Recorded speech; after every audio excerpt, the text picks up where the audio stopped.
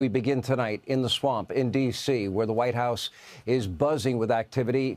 Look at this past 72 hours. President Trump announcing a successful strike against the leader of ISIS in Iraq. He then ordered multiple large-scale strikes, as I just mentioned, against the Houthi terrorists in Yemen, delivering a major blow to the Houthis, reportedly taking out top leadership there, while sending a very clear, unambiguous message to their benefactors in Iran. Are now coming to an end.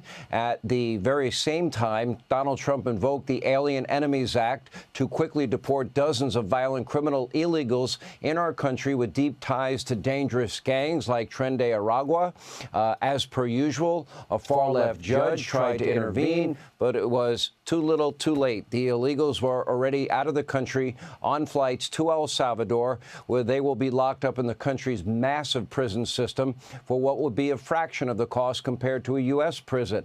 And on social media, the White House commemorated the moment with the song Closing Time.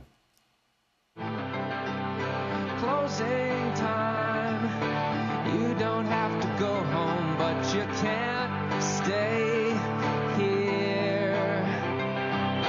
I know I want to take me home. Apparently, the band did not endorse the use of their song, and needless to say, Democrats, the media mob, they're not happy about any of it. They are now so deeply concerned with the violent Latin American gang members that Biden and Harris allowed into the country. Can't make it up, but take a look. When you heard the president and his top aides talking about mass deportations, they over and over said, we're going to start with the most criminal among us, but we don't have any evidence of who the people really are and what their backgrounds truly are. We can't trust this administration to actually use a scalpel, but instead they love to use a butcher knife on things. And so giving them this wide latitude to just kind of go across and just claim that anybody is anything is wrong. And to think that people are now being sent there without due process, Anna, that part is definitely unprecedented. You just got to keep your eyes open, y'all. Because if they can just come up and take somebody because they've made a decision that you're supposed to be that person, any one of us could find ourselves being deported to some country. Don't give them any ideas, girl. Actually, the commander-in-chief does have the right to deport them. That would be part of his job. And also, what about the safety of your family and loved ones over the non-existent rights of people that didn't respect our laws, border sovereignty, illegal immigrants?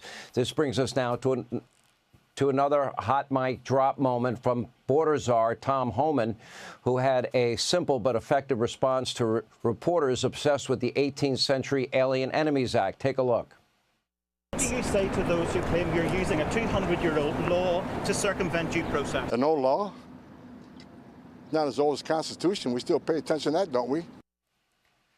Checkmate, Tom Homan. Make no mistake, President Trump is going to use every law in the book to protect you, the American people, expel criminal illegal aliens from our country. And by the way, that is exactly what the American people voted for. Donald Trump's approval numbers at an all-time high, even in the latest fake NBC News poll. The same poll showing the Democrats with an all-time low approval. Look at this. Just 27% of Americans have a positive or even somewhat positive view of the Democratic Party. And forget it, when it comes to members of Congress, they're in the low 20s. We see similar numbers from fake news CNN. Democratic Party's favorability is at 29%. That is 3 consecutive polls in the 20s. That is the lowest number since 1990. It is so bad that journalists over at fake news CNN, even they are having a difficult time containing their shock and their horror. They're very upset. Take a look. Democrats full of despair. All I have to say, Democrats, call your office. You know, we're March Madness times.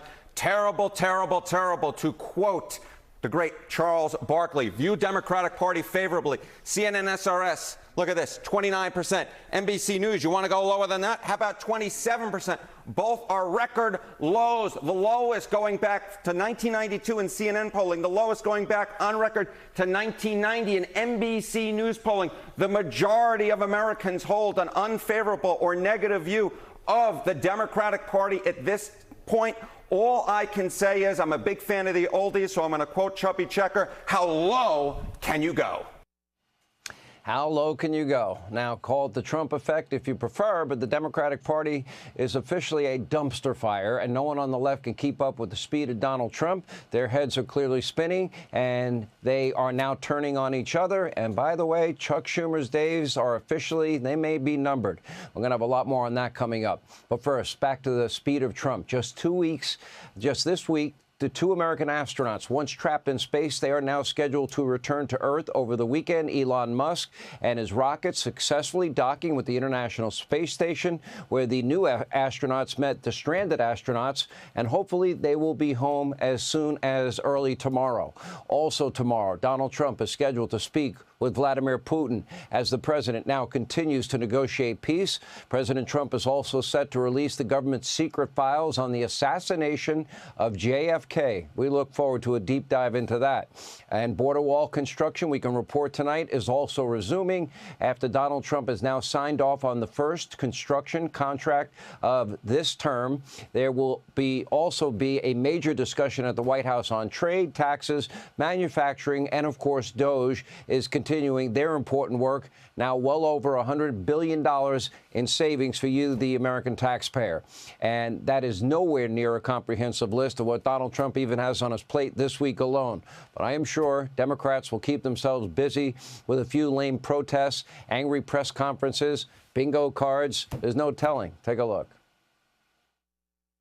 There is now a member of the European Parliament from France who does not think the U.S. represents the values of the Statue of Liberty anymore. They want the Statue of Liberty back. So is President Trump going to send the Statue of Liberty back to France? Absolutely not.